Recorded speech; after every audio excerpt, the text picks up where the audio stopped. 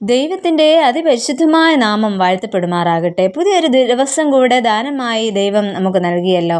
ഇന്നത്തെ നമ്മുടെ വായനഭാഗം 2 തിമോഥെയോസ് 1 മുതൽ 4 വരെയുള്ള അധ്യായങ്ങളാണ്. ഇന്നത്തെ ചിന്തയ്ക്കായി അപ്പോസ്തല പ്രവൃത്തികൾ 16 അധ്യായം 1 വാക്യം. അവിടെ വിശ്വാസമുള്ള ഒരു യഹൂദ സ്ത്രീയുടെ മകനായി തിമോഥെയോസ് എന്നു പേരുള്ള ഒരു ശിഷ്യനുണ്ടായിരുന്നു. കുഞ്ഞുങ്ങളെ ശിക്ഷണത്തിൽ വളർത്തിയെടുക്കുന്നതിൽ പ്രധാന പങ്ക് വഹിക്കുന്നത് കുടുംബമാണ്. കുടുംബം ദൈവത്തിൻ്റെ സൃഷ്ടിയാണ്. ഒരു കുടുംബത്തിലെ അംഗങ്ങൾ അന്യോന്യം കരുതുകയും സ്നേഹിക്കുകയും വിധേയപ്പെട്ടിരിക്കുകയും വേണം.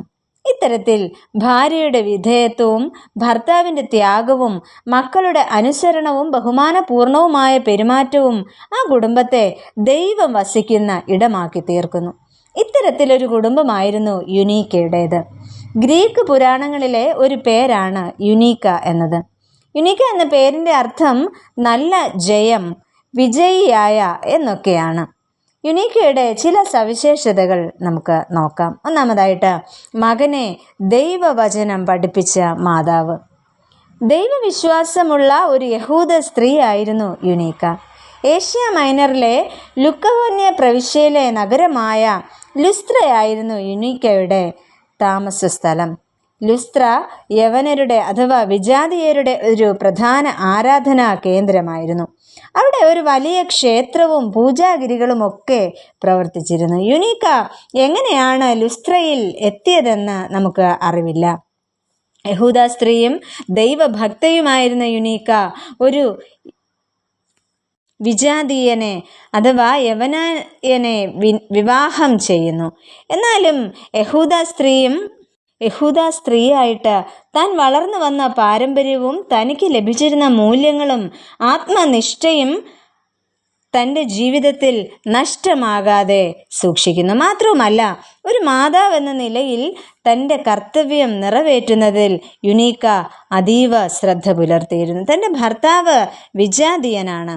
താൻ ജീവിക്കുന്ന സ്ഥലം ക്ഷേത്രവും പൂജാഗിരികളും ഒക്കെ നിറഞ്ഞതാണ്. എങ്കിലും തൻ്റെ മകനെ വചനം പഠിപ്പിക്കുവാൻ, തൻ്റെ ജീവിതത്തിലൂടെ ദൈവത്തെ കാണിച്ചു കൊടുക്കുവാൻ ആ മാതാവിന് സാധിക്കുന്നു. ഇന്ന് നമ്മുടെ കുഞ്ഞുങ്ങൾ വചന അധിഷ്ഠിതമായി ജീവിതം നയിക്കുന്നവരാണോ? മാതാപിതാക്കളായ നാം യുനീക്കയെ പോലെ അതിന് മുൻകൈ എടുക്കുന്നവരാണോ? രണ്ടാമതായിട്ട്, ക്രിസ്തുവിൽ വിശ്വസ്തയായ മാതാവ്. ജീവിത വിശുദ്ധിയും ദൈവാശ്രയവും ആ മാതാവിൽ വിളങ്ങിയ ശ്രേഷ്ഠ ഗുണങ്ങളായിരുന്നു. തൻ്റെ മാതാവായ ലോവീസിലൂടെയും സ്വഭവനത്തിലും നിന്ന് ലഭിച്ച വിശ്വാസത്തിലും ഉറച്ചു നിൽക്കുന്ന വിശ്വസ്തയായ ഒരു മാതാവ്. സ്വന്തം വിശ്വാസത്തിലും പാരമ്പര്യത്തിലും അല്ലാത്ത ഒരു വ്യക്തിയുമായുള്ള വിവാഹം നടന്നുവെങ്കിലും തൻ്റെ വിശ്വാസ മൂല്യങ്ങളെയോ ആത്മീയതയെയോ യുനീക്ക വിസ്മരിക്കുന്നില്ല. അതോടൊപ്പം തൻ്റെ മകനെ ക്രിസ്തുവിൻ്റെ നല്ല ഭടനായി രൂപപ്പെടുത്തിയെടുക്കുകയും ചെയ്യുന്നു. അമ്മമാരുടെ സ്വാധീനം മക്കളിൽ എത്ര വലിയ പങ്ക് വഹിക്കുന്നു എന്ന് യുനീക്ക സാക്ഷ്യം നൽകുന്നു. മറ്റുള്ളവരാൽ നല്ല സാക്ഷ്യം കൊണ്ട മകനായിരുന്നു തിമോഥെയോസ്. കൃപാവരങ്ങൾ ധാരാളം ഉള്ളവനായിരുന്നു തിമോഥെയോസ്. അമ്മയായ യുനീക്കയുടെ വിശ്വസ്ത ജീവിതത്തിലൂടെ മകൻ സുവിശേഷ പ്രവർത്തനത്തിനായി തന്നെ സമർപ്പിക്കുന്നു. മാത്രമല്ല, വിശുദ്ധ പൗലോസിനോടൊപ്പം ശുശ്രൂഷ ചെയ്യുവാൻ, സുവിശേഷ പ്രവർത്തനങ്ങളിലെ കഷ്ടതകൾക്ക് സാക്ഷ്യം വഹിക്കുവാൻ തിമോഥെയോസിന് സാധിച്ചു.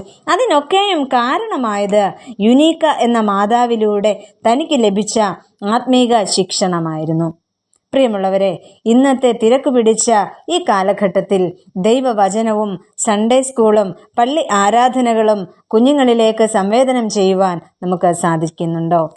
നമ്മുടെ കുഞ്ഞുങ്ങൾക്ക് നമ്മൾ വില കൂടിയ ഫുഡും ഡ്രസ്സും മറ്റു വിവിധങ്ങളായ അറിവുകളും മറ്റ് ആക്ടിവിറ്റീസും ഒക്കെ നമ്മുടെ കുഞ്ഞുങ്ങൾക്ക് നമ്മൾ നൽകുമ്പോൾ ദൈവവചനം കൈമാറ്റം ചെയ്യുവാൻ നമുക്ക് കഴിയുന്നുണ്ടോ? യുനീക്ക തൻ്റെ ജീവിതത്തിലൂടെ നമുക്ക് കാണിച്ചു തരുന്നത് എൻ്റെ ദൈവവചനവും എൻ്റെ വിശ്വസ്തതയുമാണ് എൻ്റെ മകനെ മികച്ചവനാക്കിയത് എന്നാണ്. അങ്ങനെയെങ്കിൽ നമ്മുടെ മക്കളെയും ദൈവവിഷയമായി സമ്പന്നരാക്കുവാൻ നമുക്ക് സാധിക്കട്ടെ. അതിന് ദൈവം തൻ്റെ പരിശുദ്ധാത്മാവിനാൽ നമ്മെ ഏവരെയും സഹായിക്കുമാറാകട്ടെ. നമുക്ക് പ്രാർത്ഥിക്കാം. പ്രിയ കർത്താവേ, ഞങ്ങളുടെ കുഞ്ഞുങ്ങളെ ദൈവവചനം പഠിപ്പിക്കുവാനും യുനീക്കയെ പോലെ വിശ്വസ്തരായ മാതാപിതാക്കളായി ഞങ്ങൾക്ക് ജീവിക്കുവാനും ഞങ്ങളെ അവിടുന്ന് ഇടയാക്കണമേ. ആമേൻ.